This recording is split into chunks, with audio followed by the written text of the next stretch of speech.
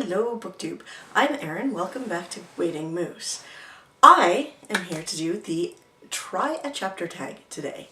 I started reading, not that long ago, I started reading Donna Andrews' Crouching Buzzard, Leaping Loon. This is fourth book in the bird-themed series by Donna Andrews, and I typically like it. The series starts with Murder with Peacocks. I'm not getting into it right now. I'm totally not enjoying this book. So I decided to take a break. I'm not even that far into it, as you'll see. I've decided to take a break from it, put it on the back burner. It felt like I needed a thriller. So I thought I would give thrillers a shot. I pulled 5 of them off of my bookshelf and read about a chapter in each book. Now, one of them has extremely short chapters. It's like it's based on the whole James Patterson way of writing, 1 or 2 pages per chapter. So I had to read a couple chapters of that to get to where I was going. We'll start with that one. That is Eeny Meeny by M.J. Arledge. The theme, or the story behind this is that we have a police detective. This is the first book in a series. And our police detective is investigating crimes where 2 people are abducted. They are left together with no food, no water, and all they have is a gun. And so as thirst and hunger set in and they're dying, someone has to die for the other person to live. That's what's going on in this book. In the first chapter, we meet our first victims. Second chapter, we meet the police detective, and then the third chapter goes back to later in the first victim's experience. It is a dark book. That's all I can say about this one right now. I did enjoy the first 3 chapters, but I'm not sure if I want to start a series right now. That said, I believe that this is his first book. So I don't even know if there is a second book to this yet. Actually, there is. I believe it's called Pop Goes the Weasel. So the second book's out. It's nice to get in on a series when it's early so that I'm not trying to catch up to 180 books all at once. But I'm just not sure, given my series status, that I want to start another series at this moment. So it's interesting, but I don't. The next book is Blackbirds by Chuck Wendig. In this one, our main character, Miriam Black, has the ability to see when and how someone will die. She uses this superpower for her own benefit. I won't say it's for good, but she does, however, follow people around who are not good people. And she waits for them to die, and when they die, she takes their stuff. Our first chapter in this one is a very interesting scene. She's doing what she does. It was excellent. At first, the first page, I kind of went, ugh. I've bought 2 books by this author. I've never read this author. Am I going to regret it? But quickly, I was sucked right into the story. This has the same problem as the first book, the Eeny Meeny, in that it is part of a series, and there are now 4 books in this series. So that's another, I don't know how that's going to work out. Next up, I have The Girl in 6E. If you've read this, you're probably aware that the first chapter of this is rather steamy, much like the cover. Not that it depicts this, but the cover's kind of steamy.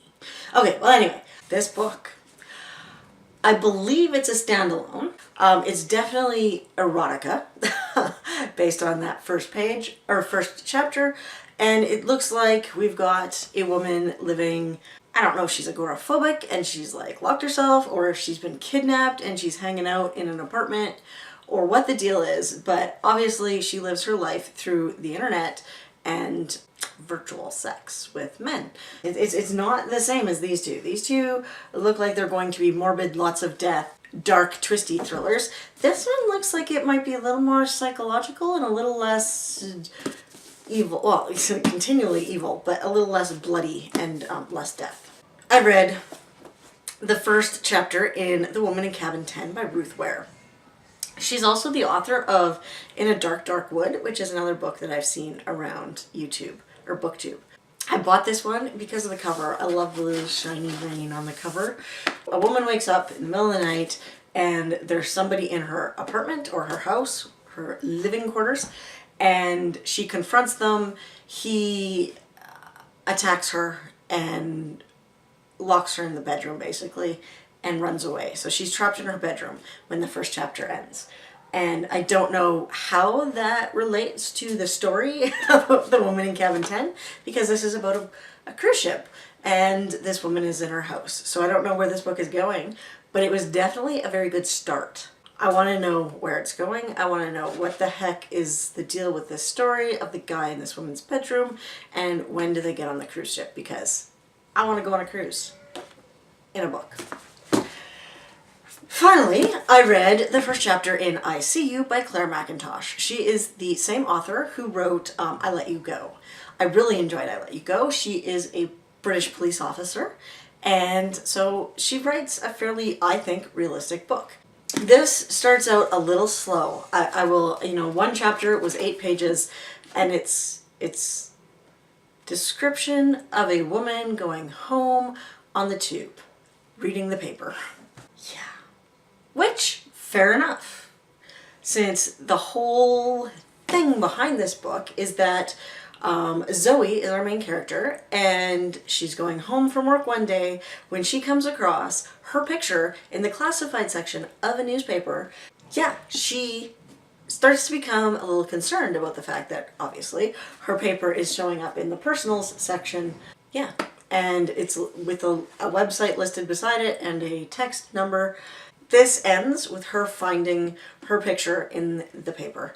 I'm going to say right now that of the first chapters I read, I think this one was the least thrilling. It hurts me to say this because I loved I Let You Go, but for right now, I think I need to let go of I See You and set it over here. That's not going to be my thrilling read for the month. So now I have 2 options, or I've got 4 options left. 2 of them are from a series, 2 of them are standalones. Of these books, oh boy, this is a tough one. I would say that the 2 most thrilling first chapters go to The Girl in 6E with its erotica, and Eeny Meeny with its stark writing. You're like right in the action. It's sparse. It fits the mood of what I think this book is going to be. So of the 2, I think these 2 are the most thrilling. I think The Woman in Cabin 10, while intriguing, I'm sad that it did not drop me right into the action. All 3 of these drop me right into the story. The plot that's on the back is where you start. This one, not so much. So that one is going. I have to pick somehow, right? So now I'm down to 3. You know what's really interesting about this? All 3 of these books have the same color scheme, red, black, white. I just noticed that. Apparently I've got a color scheme going. And the 2 books that I got rid of are in the blue and green tones. A little interesting fact while I think about this.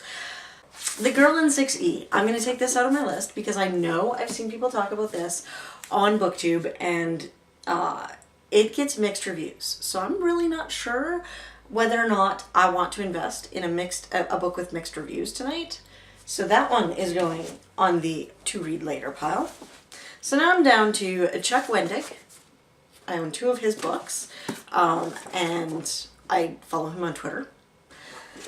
And Eeny Meeny by M.J. Arledge, who I've never heard of before. First novel, 2 in the series. Look at that. I went down to the 2 books in a series. Shocking. Series addict right here. Eeny Meeny. Miny Mo. Do I go with The Woman Who Knows When and How You're Going to Die?